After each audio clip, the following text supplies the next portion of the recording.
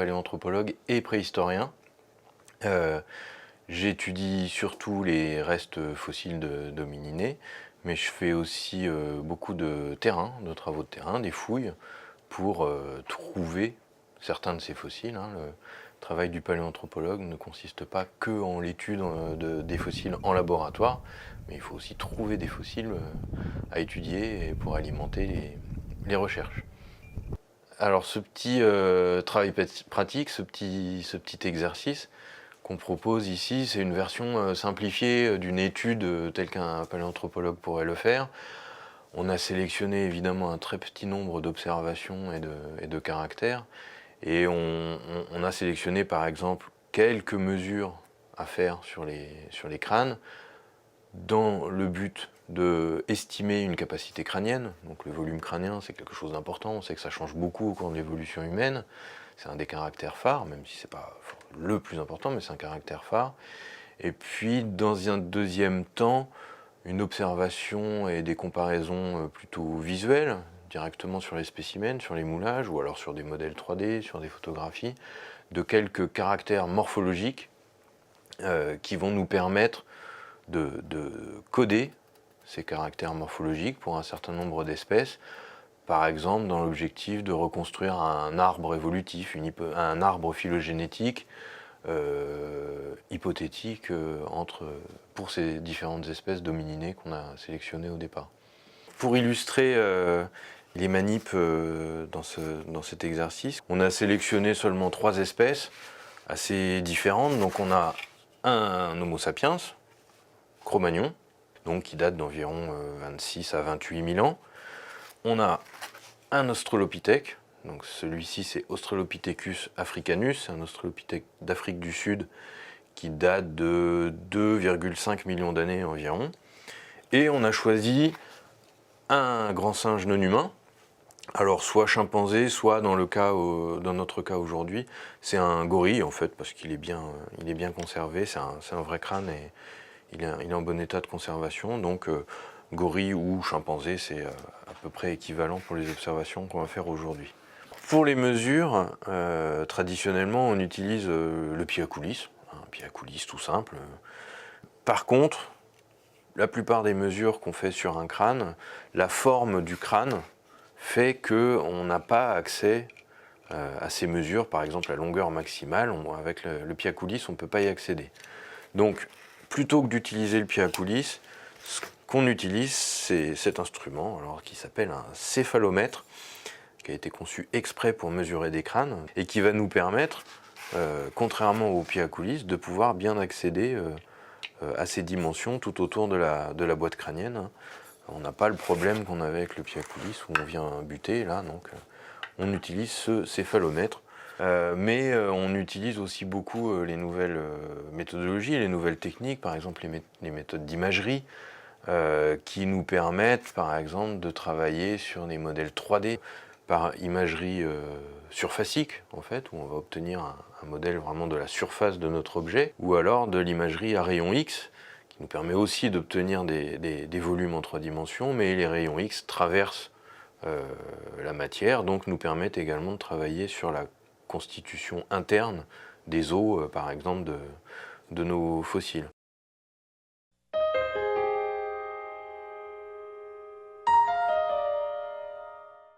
Alors, un des principaux caractères en paléanthropologie, c'est la capacité crânienne. L'évolution de la capacité crânienne change beaucoup tout au cours de l'évolution, elle est très différente d'une espèce à l'autre, et on sait que globalement au cours de l'évolution, ce volume crânien est de plus en plus grand. Donc on propose ici une méthode d'estimation de la capacité crânienne d'un crâne fossile ou d'un crâne actuel à partir de quelques dimensions très simples. Donc pour estimer le volume de cette boîte crânienne, qu'est-ce qu'il nous faut? Il nous faut sa longueur, il nous faut sa largeur et il nous faut sa hauteur.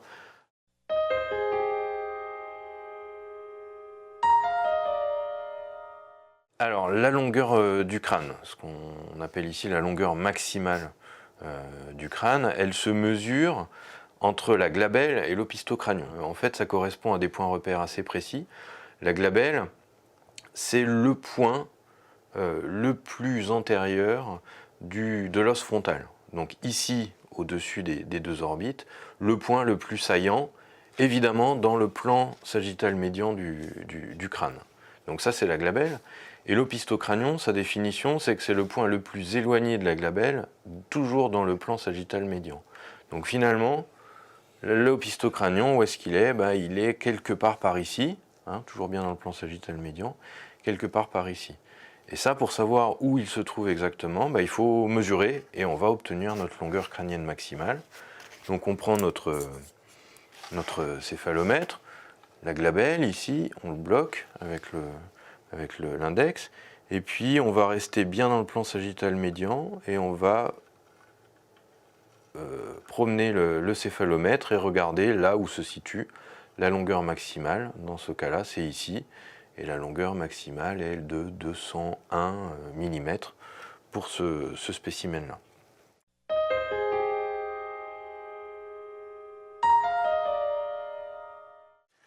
Alors, la largeur crânienne maximale, elle va se prendre, évidemment, cette fois-ci perpendiculaire au plan sagittal médian, bien perpendiculairement. Et encore une fois, c'est une dimension qui est maximale. Donc ce qu'on va faire, c'est qu'on va placer notre céphalomètre bien perpendiculairement au plan sagittal médian et on va circuler tout doucement le long des parois crâniennes en surveillant la graduation ici et on va s'arrêter à l'endroit où la largeur crânienne est maximale. Donc dans ce cas-là, 148 mm. Alors, la largeur crânienne maximale, dans le cas d'un Homo sapiens, comme nous, comme ce Cro-Magnon, elle se situe très haut ici au niveau de ce qu'on appelle les bosses pariétales, qui sont très développées. Par contre, si on cherche la largeur crânienne maximale sur cet australopithèque, on se rend compte qu'il n'y a pas du tout de bosse pariétale. La forme est très différente. Et pour trouver la largeur crânienne maximale, il va falloir descendre très bas, ici, au niveau des temporaux. Donc, toujours pareil, avec le céphalomètre, on est bien perpendiculaire au plan sagittal médian. Et cette fois-ci, on va descendre beaucoup plus bas et on va aller jusqu'ici pour chercher notre largeur crânienne maximale.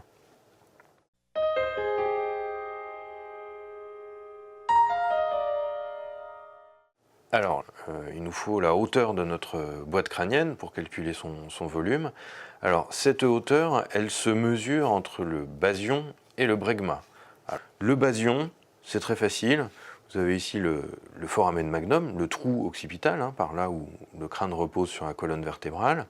Et le basion, c'est le point le plus antérieur, toujours dans le plan sagittal médian, le plus antérieur du foramen magnum. Donc notre basion, il est ici.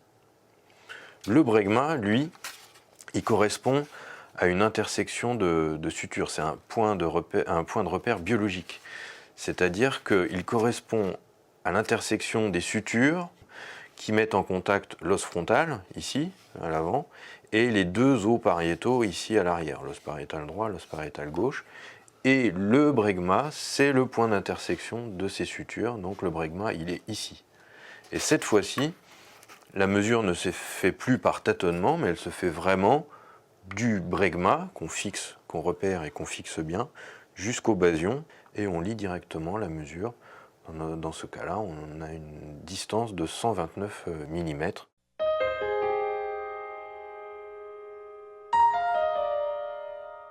À partir de ces trois dimensions, donc la longueur, la largeur et la hauteur, vous pouvez faire une estimation de la capacité crânienne de vos spécimens en utilisant la formule qu'on vous propose ici et qui vous permettra d'avoir pour les différentes espèces une estimation de cette capacité crânienne. Évidemment, ces mesures, de la même façon que vous pouvez les faire directement sur des moulages, vous pouvez les faire sur les modèles 3D. Vous pouvez mesurer ces mêmes distances et faire vos calculs donc sur un grand nombre d'espèces d'hominidés qu'on vous propose en modèle 3D. Et ça vous permettra d'apprécier l'évolution en fait, de cette capacité crânienne au cours du temps, au cours de l'évolution des différentes espèces d'hominidés.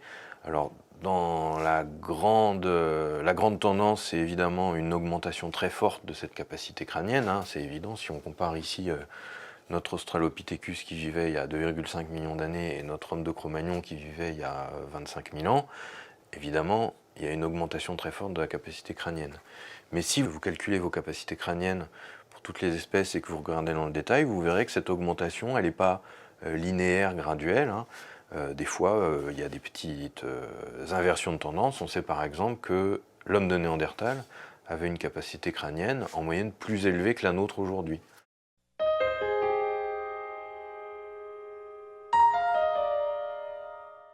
Alors le premier caractère morphologique qu'on a choisi d'illustrer ici, c'est la position du trou occipital, du foramen magnum. Alors ici sur notre grand singe non humain, notre gorille, évidemment, le trou occipital se situe ici. Encore une fois, c'est par là où le crâne repose sur la colonne vertébrale. Et ce qu'on va regarder en fait pour ce caractère, c'est la position de ce foramen magnum par rapport à l'ensemble du crâne, c'est-à-dire est-ce qu'il est en position plutôt postérieure vers l'arrière ou est-ce qu'il est en position plutôt antérieure vers l'avant. Alors ici dans le cas du chimpanzé ou du gorille, la position est très postérieure. Si on fait la même observation sur un crâne d'Homo sapiens, sur notre crâne de l'homme de Cro-Magnon, on se rend compte que cette fois-ci, le trou occipital est en position très antérieure. Elle est beaucoup plus vers l'avant sur ce spécimen-là.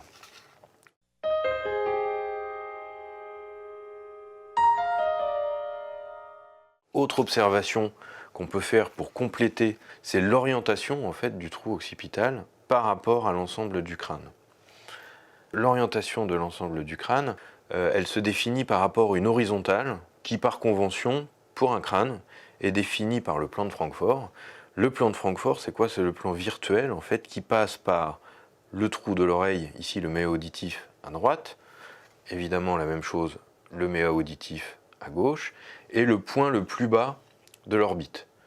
Ça vous fait un plan imaginaire qui définit l'horizontale de votre crâne. C'est-à-dire qu'en vue latérale, si vous voulez bien orienter ce crâne, voilà la position du crâne correctement orienté. Alors pourquoi c'est important? Parce que maintenant on va regarder l'orientation du trou occipital, du foramen magnum, par rapport à l'horizontale du crâne. Et pour faire ça, on va donc imaginer un axe qui passe par le grand axe du trou occipital et on va regarder son orientation par rapport au crâne orienté correctement selon le plan de Francfort. Et ça nous donne directement, si on fait la perpendiculaire de ce grand axe là, ça nous donne l'orientation de la colonne vertébrale derrière le crâne. Donc là c'est très oblique vers l'arrière. Effectivement, les gorilles, les chimpanzés sont des quadrupèdes, donc avec un port de tête au bout de la colonne vertébrale en position très oblique. Si on fait la même observation sur notre Homo sapiens, donc le trou occipital, on regarde le grand axe, on oriente notre crâne bien horizontal selon le plan de Francfort, et cette fois-ci l'axe, le grand axe est comme ceci.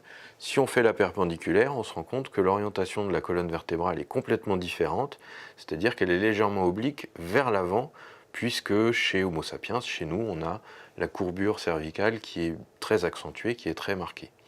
Et donc une position bipède avec la colonne vertébrale en position verticale sous la boîte crânienne. Un cas intermédiaire va être par exemple celui de l'Australopithèque, l'Australopithecus africanus ici. Si on regarde la position du foramen magnum par rapport à l'ensemble du crâne, on voit qu'elle est en position plutôt reculée, donc plutôt comme notre grand singe, notre gorille. Si on regarde par contre cette fois-ci l'axe, le grand axe du foramen magnum, on oriente correctement le crâne, selon le plan de Francfort. La perpendiculaire, on se rend compte que même si la position est très postérieure, le port de tête est en position bipède, érigé bipède, au bout de la colonne vertébrale en position verticale. Donc les australopithèques étaient avant tout bipèdes.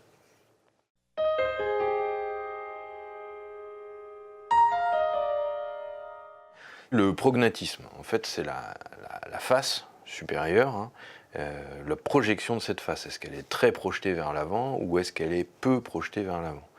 Alors, pour faire cette observation, c'est assez simple, c'est une observation visuelle. Donc ce que vous allez faire, c'est vous reprenez votre plan de Francfort qui définit donc l'horizontale du crâne, vous le mettez bien perpendiculaire à votre regard et vous regardez en avant de la boîte crânienne si beaucoup de faces dépassent ou peu de faces dépassent. Donc dans le cas de notre gorille, évidemment, on voit énormément de la face qui dépasse vers l'avant. Donc notre gorille a un prognatisme très marqué, il est très prognate. Si on fait la même chose avec notre Homo sapiens, pareil, on l'oriente correctement, donc le plan de Francfort, on vient l'amener bien perpendiculaire à notre regard, et cette fois-ci, en avant de la boîte crânienne, on voit pas de face ou un tout petit peu de face qui dépasse. Donc notre Homo sapiens a un prognatisme qui est très faible, sa face n'est pas projetée vers l'avant. Ces deux caractères et tous les autres caractères que vous retrouverez dans cette activité, ils ont évidemment une variation qui est importante, il y a une certaine variabilité, et c'est vraiment en comparant le plus grand nombre d'espèces, le plus grand nombre de spécimens, que vous arriverez à bien apprécier la variabilité de chacun de ces caractères et de ce que chaque caractère peut apporter à vos reconstructions phylogénétiques, notamment par phylogène.